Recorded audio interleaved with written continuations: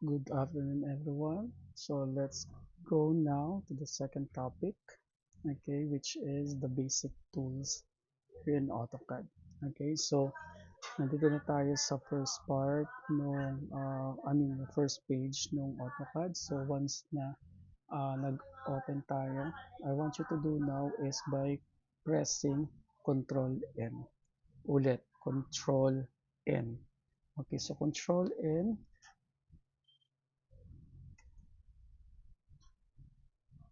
Okay, so lalabas ang new window. Okay? So mag-o-open tayo ng new window in AutoCAD pero ganito gagawin natin lagi. Control N, then dito sa drop down ng open, okay, lagi natin pipiliin yung metric. Okay? So pwede kasing it could be an imperial or metric, pwedeng either of the two. Pero kasi imperial more on inches. Pero since metric system ang gagamitin natin, so doon tayo sa metric. Okay? So just click the metric. Ulitin ko, press Control N. Okay, then click the drop down arrow, yung katabi ng open, and then click the open with no template metric. Okay, so punta na tayo dito sa new drawing natin. Okay, so I want you to click itong grid mode. Okay, para magkaroon tayo ng grid lines. Okay, so now let's start with the first command, which is line. So, alam naman na natin yung line. So you can type L, okay, then line. You can use your mouse for the first point, second point, third, fourth point, okay. So hanggat hindi kayo nagko-close, hindi matatapos siyang ating line. Okay, so type C, okay, then to close.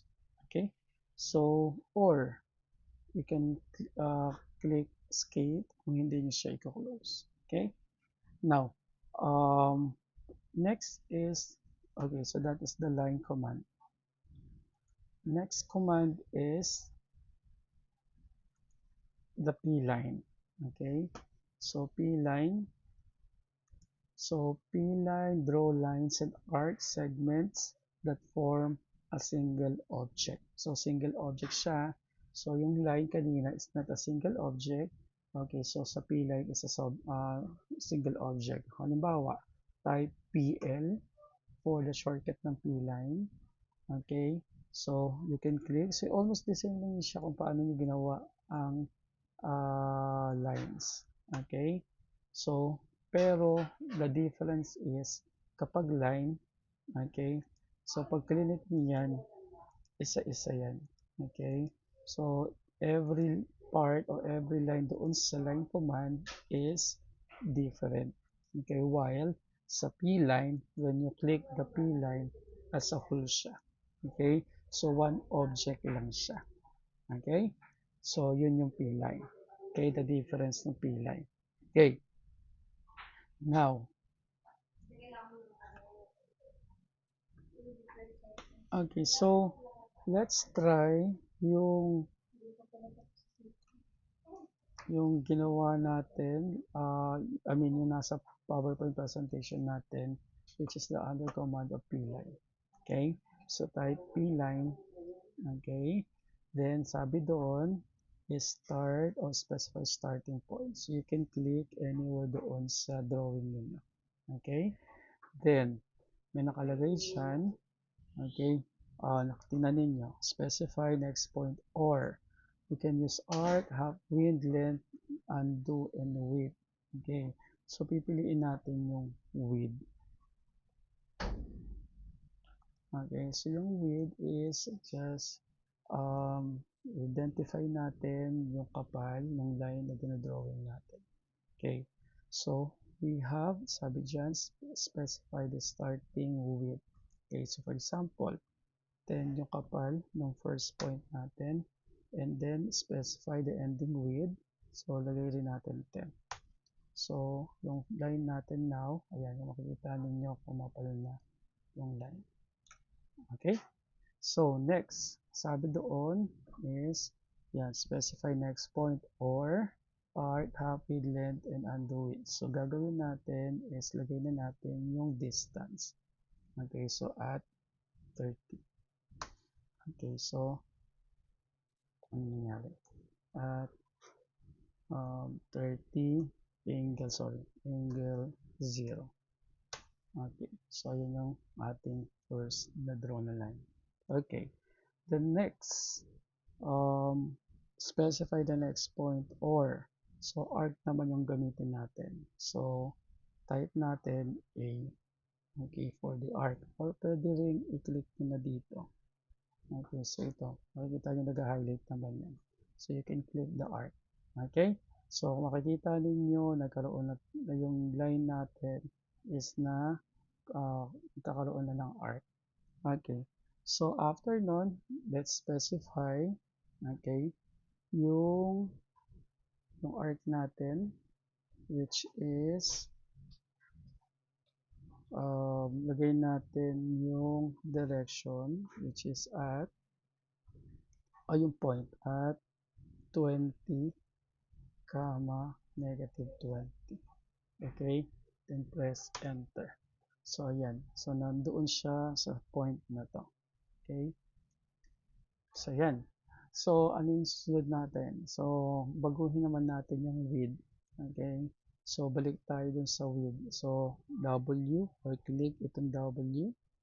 Okay, so specify the starting point. So lagyan natin ng width na starting point na 20. Okay, then enter. Then lagay natin na yung ending width natin is 0. Okay, so makikita ninyo we are creating an arrow. Okay, so next natin is lagyan natin ng ayan, nakalagay dyan yung line. Okay, so click line.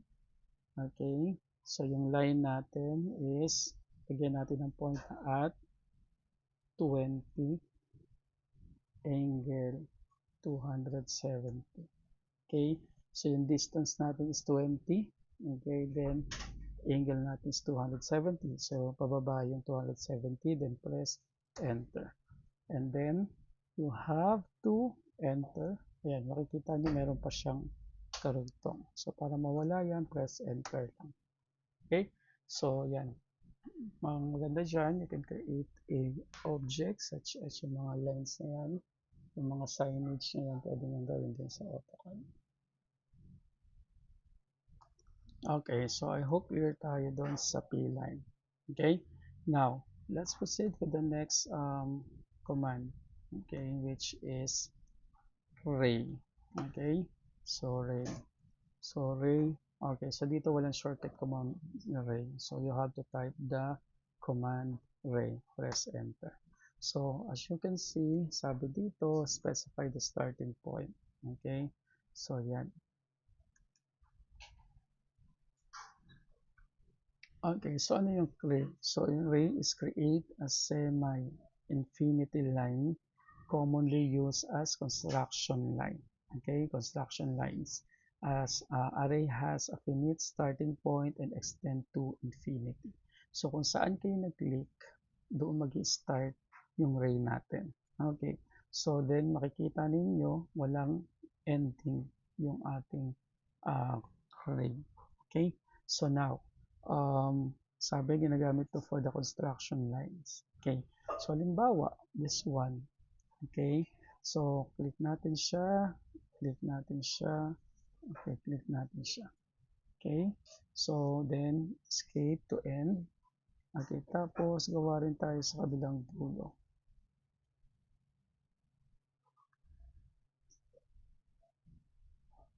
Okay, so ray ulit. Okay, so dito tayo. Okay, so ayan, gawin ulit tayo ng ray. Okay, so basically ginagamit yung ray for the 3D view ng drawings natin, or if you want to draw a 3D view, kung ano ba yung magiging itsura ng drawing, nung dinodraw ninyo. Okay, for example, going to create a box. Okay, so gamit tayo ng P-line. Okay, P-line. Okay, then specify natin yung width natin. Sorry. First point muna tayo. Specify the first point. Okay? So, next natin is identify natin yung width natin. So, lagyan natin ng width na medyo mas makapal. So, gawin natin 5, beginning and starting and ending is 5. So, yan, medyo makapal. Gawin na natin 3. Okay, width 3, 3. Okay? So, yan. So, halimbawa, magdodraw kayo ng ganito, ng box. Okay? Yan. And then, next is syempre pa box. So, line ulit. Okay, so, starting point. Okay, so, yan. Okay, so, yan.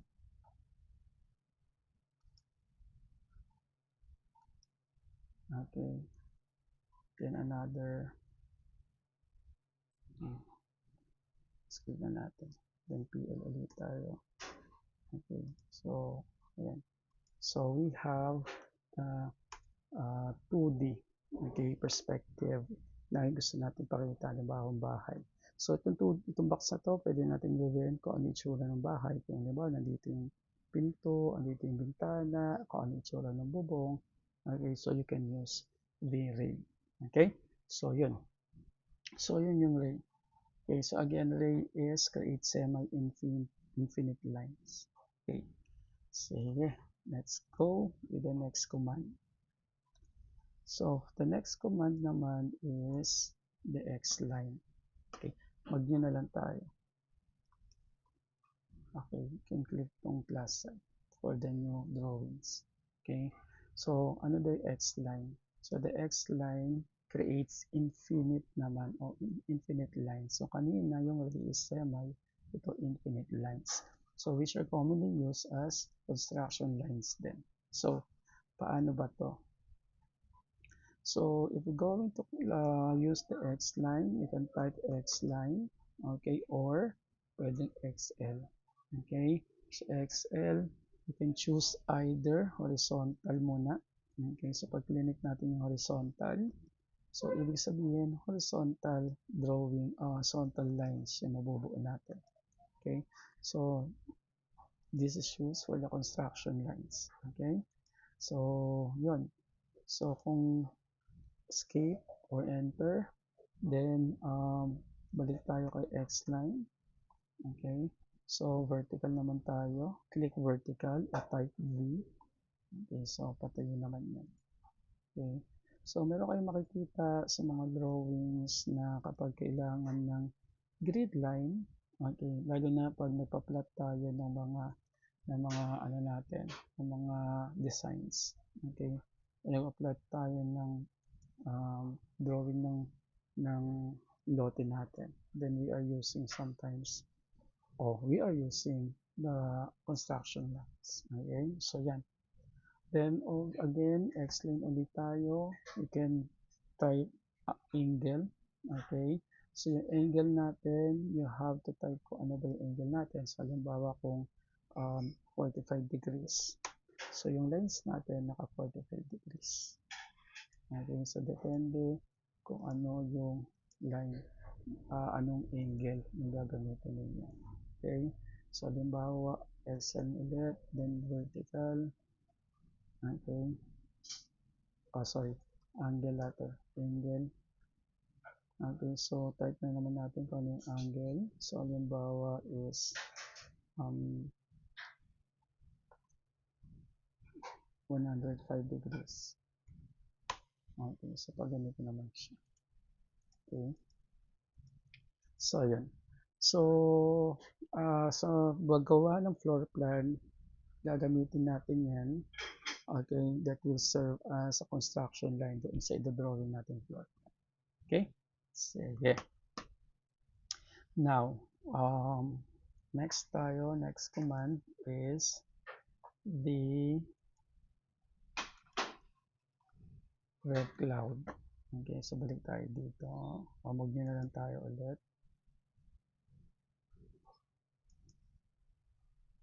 Okay. So ref cloud is okay. So it creates a polyline of sequential arcs to form a cloud shape object. Okay. So nakalagay dyan, ref cloud. So you can click the arc, length, object, and so on. Okay. So doon muna tayo sa A, sa arc length. Okay. So ilalagay natin kung ano yung length ng arc natin. So for example, 15. Okay, tapos we can type yung style. Okay, ako nga muna yung style. So specify the first corner point. So makikita ninyo pag nag-click ulit kayo, yan. So ayan yung itsura ni RevCloud. Okay, ganyan lang. Okay, so try natin ulit.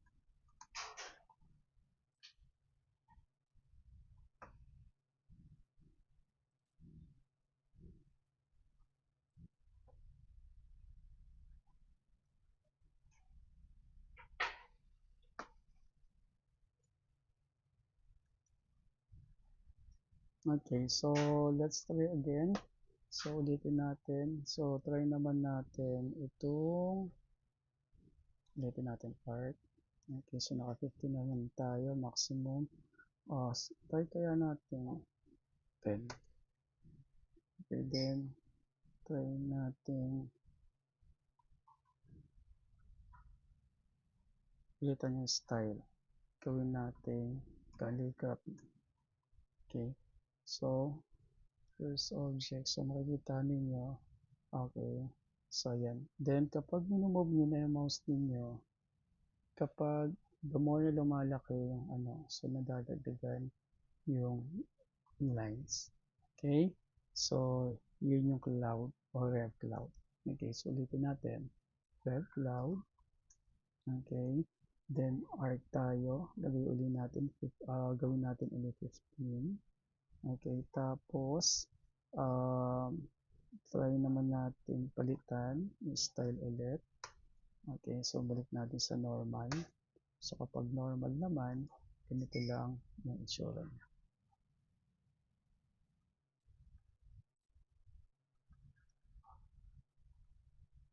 So, ano nangyayari?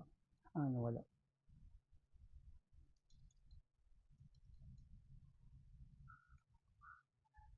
Ayan. So, ayan. So, dahil malalaki kasi yung length natin, so malalaki rin yung ating clouds o yung bawat arc. Okay? So, let's try na mas maliit.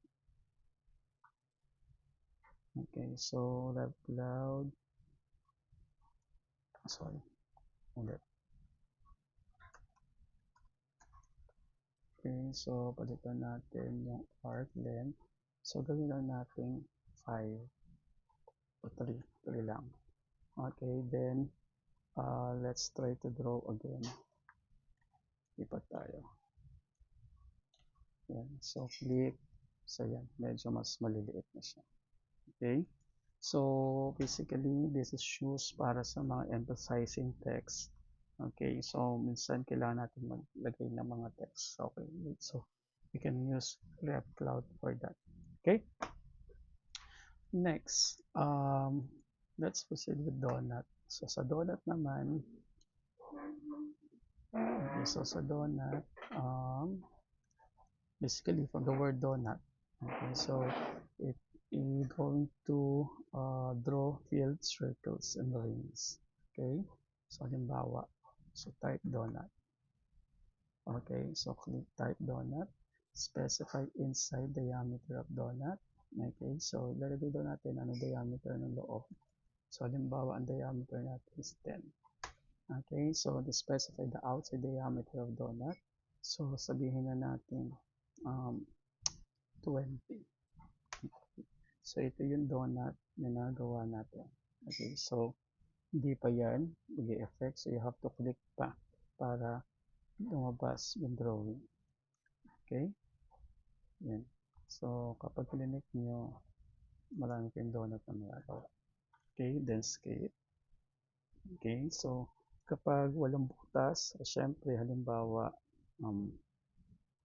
donut ulit, okay, then diameter is 10, okay, sorry, inside diameter is ulit, sorry, cancel, skip, ulit, donut, okay, 0, ang inside diameter, then outside diameter is 20, okay, so, syempre, mabubuo natin donut is walang bilog sa loob, okay, so yan.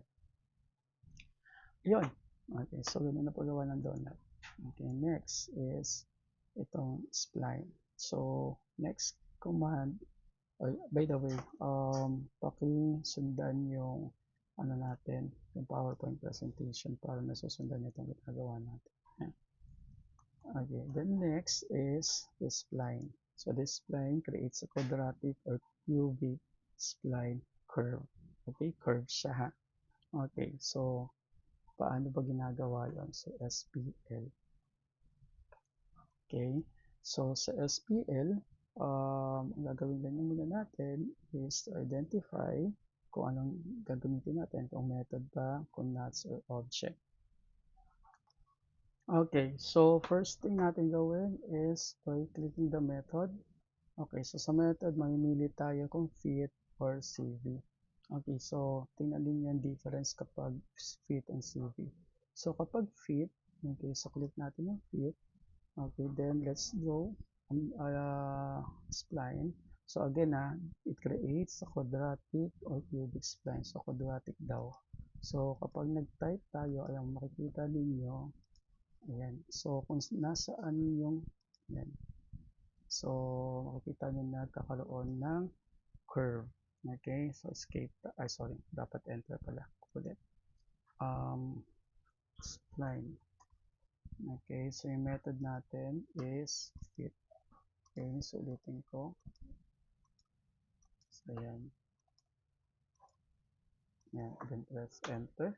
So, ayan. So, kapag clinic natin, okay, makikita ninyo, yan yung mga edge natin. So, kung saan tayo nag-click, nandoon yung line. Okay. So, yung difference ng isang method. So, let's try spline. Okay, method natin is CV. Okay. So, ano yung CV? Control vertices. So, click natin. Okay, so pag nag-drawing tayo, so nakikita ninyo kung nasaan tayo nakaklik, okay, hindi na doon yung line. Okay, so doon siya sa pagitan ng mga vertices natin. Okay, so kapag in-enter natin yan, okay, sa pag-click natin yan, yung mga controllers natin, nasa pagitan sila, o yung lines natin sa pagitan ng mga controllers. While dito sa feed, kung saan yung controllers, nandoon yung lines. So kapag mag-edit tayo ng line, maglilipat tayo ng mga yan, so doon natin i-connect, i-control. So pag dito, doon sa vertices, doon, yan. So ayan yung difference ng fit at saka ng CV. Okay? So, in short, kapag CV, nasa pagitan siya ng mga points na ginawa natin. Okay? So, yun. Okay, so let's continue. So, next command natin is ellipse. Okay? So, ellipse, create an ellipse or an elliptical arc. Okay? So, paano ba yan? Halimbawa, type natin yung commands na EL or ellipse. Okay? Then, nakalagay dyan, specify the axis endpoint or ellipse of an arc. Okay, so halimbawa, type muna natin or click muna natin itong arc. Okay, so sabi dyan, specify the ellipse point. So, try natin ilagay yung first point natin. Okay, so another point. So, yan. So, ito yung first point natin. Okay, so pag gumagawa tayo ng ellipse, okay, so tingnan nyo yung idea. Okay, yan. Ulitin natin. Since we're going to an arc, we're going to create an arc. Ulitin natin. Ellipse. Okay, so since arc, gagawin natin, click natin. So, ito yung first point. Okay, specify the endpoint. So, ito yung endpoint natin. Ito yung 2. Okay, so ito yung 3. Okay, so gaano ba yung distance ng axis o specific distance of axis doon sa ating object. Kaya, tingnan ninyo from center yung point natin. So, pag limit natin yan, since arc yung ginawa natin, so, ayan, specify the start of angle. So, saan ba mag-start yung angle natin, yung arc natin? So, pag limit natin yan, yan, so, ayan, so, makikita ninyo, so, syempre, kapag end to end yung ginawa ninyo, so, wala tayong arc na buo. Okay, so, since we are creating a arc, ellipse arc. So, kung hanggang dyan lang yung arc ninyo, okay, then click. Okay, now, kung gagawa tayo ng ellipse, object, okay, so, let's click center, okay, to specify the center of ellipse. So, this is the center, okay, it's the endpoint of axis, okay. So, yan. So, gaano ba yung distance, okay, ellipse natin. Okay, so kung kapag arc ang points natin is hanggang 4, okay, then iikot natin kapag ellipse hanggang 3 lang. Okay, so ulitin ko, kapag object, so pag object, click the center. Okay, so specify the center of the object. Okay, specify the end of the object. So, kunyari ito yung end of ellipse ninyo.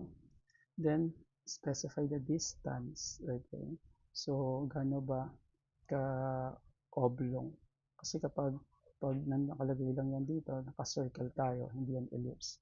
Okay, so yung distance. So, kung ayan yung distance, and then click. Okay, so yun yung ellipse. Next, I hope you're learning. Okay, so rectangle naman. So rectangle, type rect, okay, of the word rectangle. So rectangle, alam na natin how going to do the rectangle. Okay, so for the rectangle, you have to specify the first point and then the last point. Ayan yung rectangle. Okay, so isa pa. So rectangle. Okay, so dito is may nakalagay na specify the first corner point, okay, or chamfer, elevation, fillet, thickness, or width. Okay, so try natin yung thickness. So click natin thickness, lagyan natin ng kapal. So halimbawa 3, then press enter, then specify the first point, and then second point. Parang walang kapal. Ulitin natin. Rectangle, okay, width, thickness. Okay, so gawin nga natin 5 o 10. Okay, then specify the first point.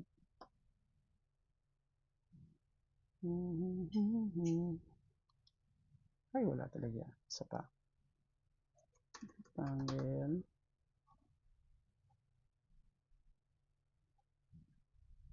Specify the first point. Okay. Dimension, rotation.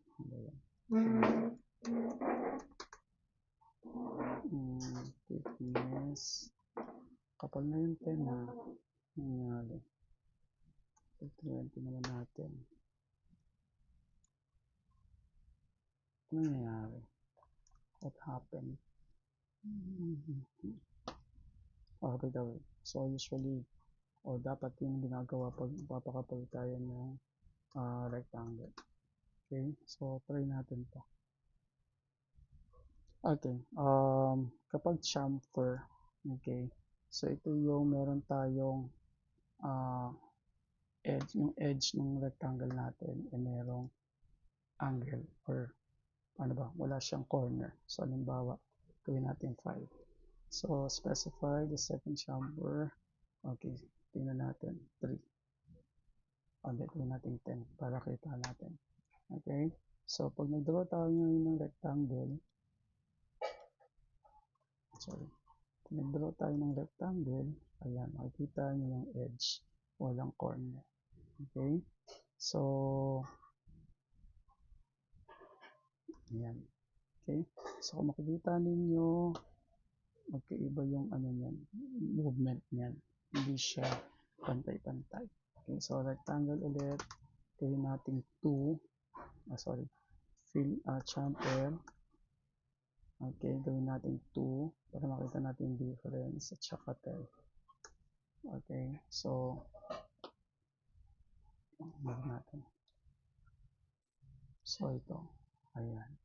So makikita niyo yung difference ng edge, ha?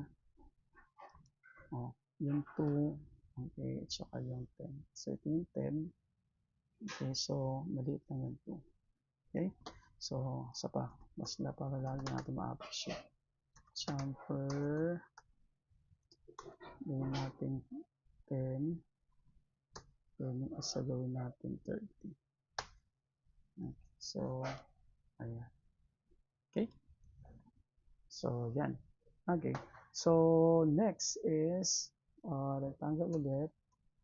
So kapag chamfer may edge, I mean may edge yung bawat, may edge. Okay, kapag fillet, okay, so identify natin yung radius. So halimbawa ang radius natin is 5.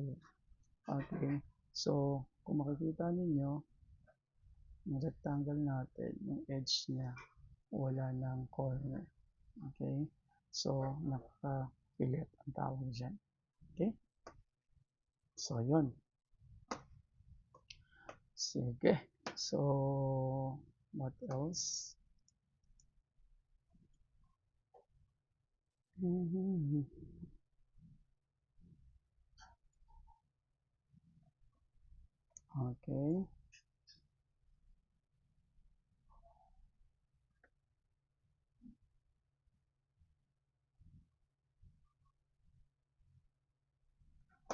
Try niya ulit natin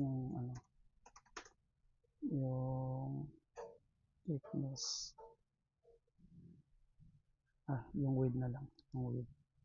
So, sa width, specify the line width of the rectangle. So, halimbawa is 10. Okay. So, then, tayo natin yung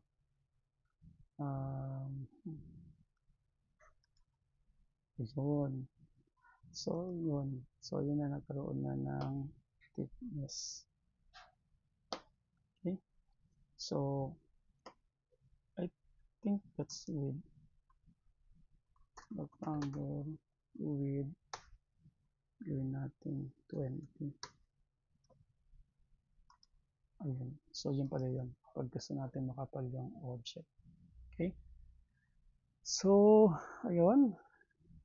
What else? Okay. So, we're done with rectangle.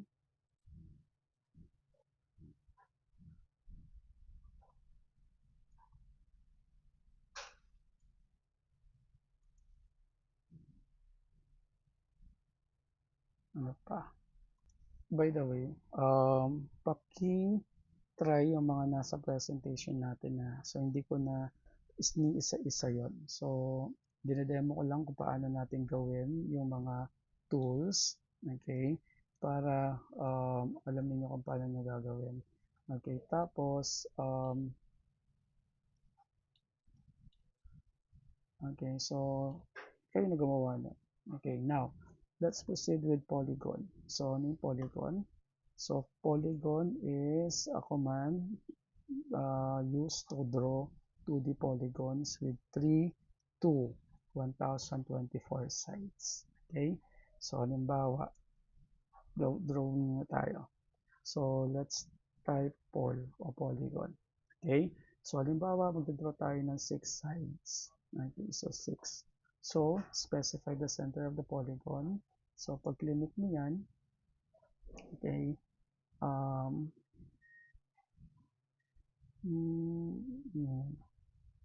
inscribe.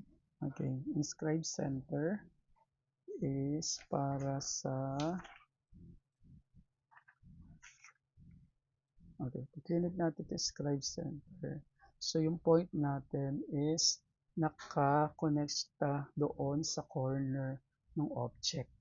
Okay? So, yan, tingnan ninyo. Nasa corner ng object. Okay? So, kapag, isa pa, Paul, halimbawa 6 ulit.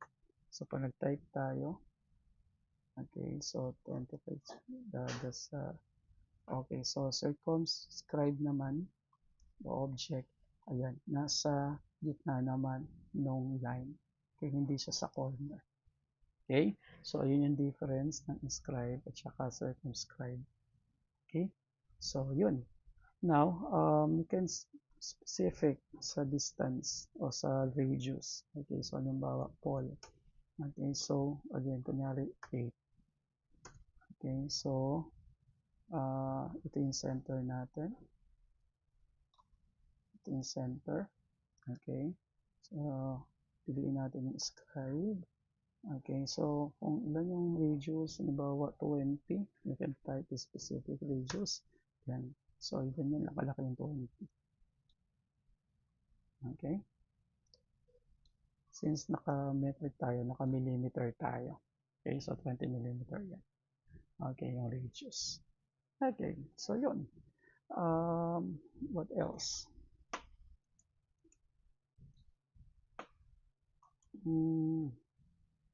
Now, sabi dito, ang pinakamadaming side is 1024. Okay, then, specify the center, bibigyan natin scribe, ayan, then let's draw. Okay, so asan yun, so naka-corner yan. Okay, so yan, kapag zoom mo yan, naka-ano yan, edge yan. Okay, so hindi siya, kung gusto niyo pwede ninyo bilangin. Okay, yung object na yan, kung meron kayong trust issue, so pwede naman yung bilangin. O kung gusto nyo magtiwala na lang tayo. Ganun. Okay, next. Proceed tayo with circle. Okay, so circle. So for the circle is simply closed shape. So it is set of all points in a plane that are given the distance from given point, center. Okay, so by the way, we know naman the different parts of the circle, di ba? Tama ba? Alam naman natin yung different part ng circle. Okay? So, gawin natin. So, to create a circle, type C, or you can type the whole world circle. Okay? So, gawin muna natin to. So, specify the center point of the circle. So, click the center point. Okay? You can, kapag ito, you can identify the radius. Okay? So, you can type, halimbawa, 50, which is the radius of the circle. Okay? So, ayun. Then, sorry. So, type ulit tayong circle. Okay? So, you can type, okay, you can click the center. Okay? Then, you can choose diameter. Okay? Or you can type D. Okay? So, diameter na pinag-uusapan natin. So, yung whole circle, yung diameter from 1 Diba? Pag diameter from this point going to this point, hindi sa center.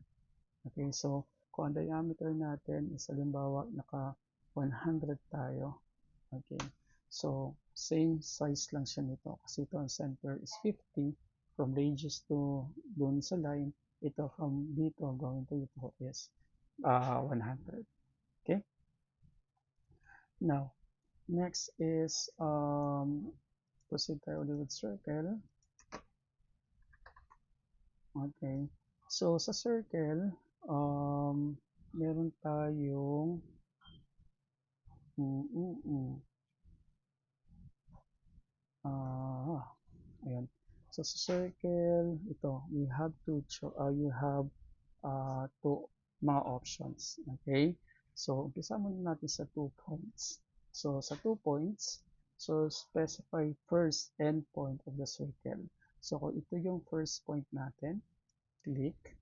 Then, ito yung second point natin. Okay? So, parang diameter part. Okay? So, yung first point, second point. Okay?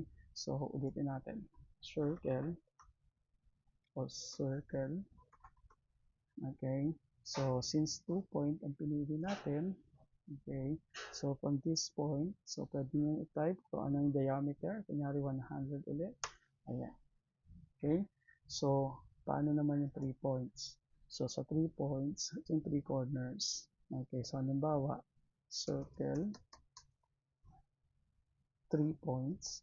Okay, so sabi dito, specify the first point.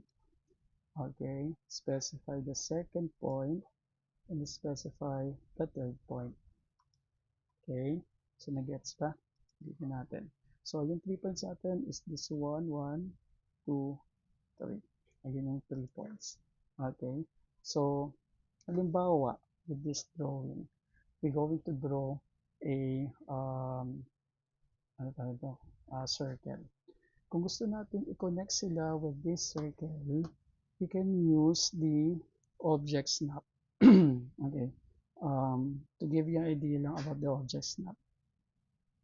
So, yung object snap dito, ito.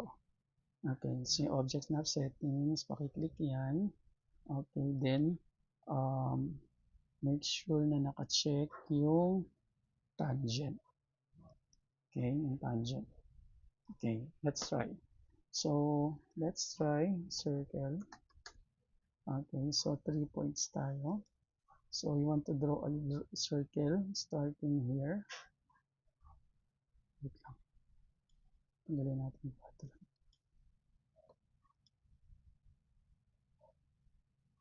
Okay, so this one, and this one. Okay, kung makikita ninyo, pupunta siya dun sa gitna eh. Yun o. Diba? So, yan. So, yun yung 3 points. Okay? So, meron tayong direction doon sa object natin. Okay? So, isa pa. 3 points. Okay. Try nga natin. Tanggalin natin yung center. Okay. Tanggalin natin yung try this. Try natin. Tanggalin natin cover. Okay. So, piliin natin 1, 2,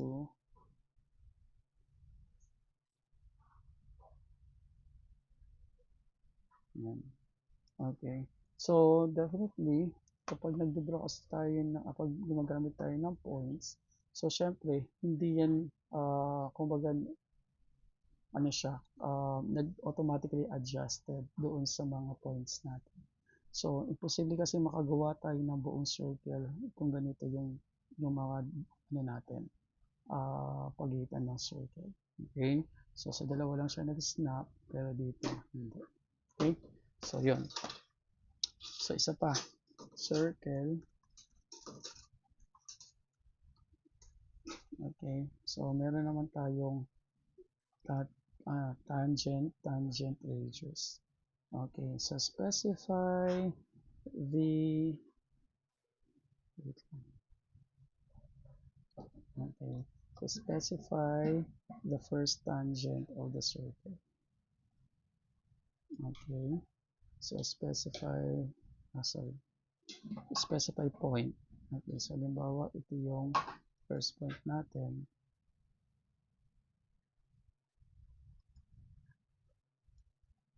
Okay, ano nangyari? Okay, so let's assume or let's try the other one. So gawa muna tayo ng line. Okay, so gawa tayo ng object. Sorry, line. Okay, so halimbawa this one. Okay, so meron tayo rectangle. We're going to put a circle inside of it. So circle. Okay, piliin natin yung tangent edges. Okay, so the tangent is yung center or any points or any part ng loob ng rectangle. Ayan, nakalagay there for tangent. So pag klinik niyan, okay, so that is the first tangent. So the second tangent is this. Sorry. Okay, then sabi specify the radius of the circle. So from this, so pili kayo ng ano ng ang radius natin halimbawa is 10.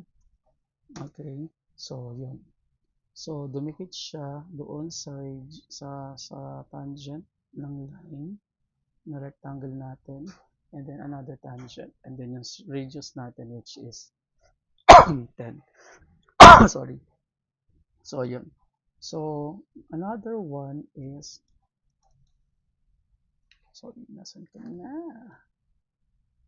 Okay, wala dito sa option, pero dito sa circle, meron kayong makikita diyang tan o tangent. Okay, so halimbawa yan. So klinik natin yan.